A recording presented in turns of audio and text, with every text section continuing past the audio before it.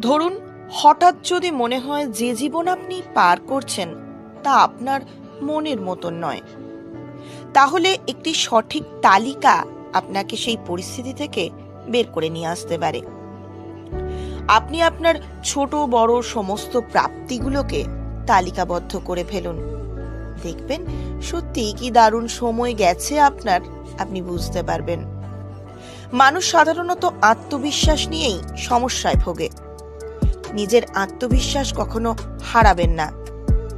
তাই এমন একটা তালিকা তৈরি করুন যাতে যে ধরনের সাফল্যই আপনি অর্জন করুন না কেন, সর্বদা আপনাকে তা এগিয়ে নিয়ে যেতে উৎসাহিত করবে এবং সর্বদা নিজের লক্ষ্যে একাগ্র চিত্তে স্থির থাকুন।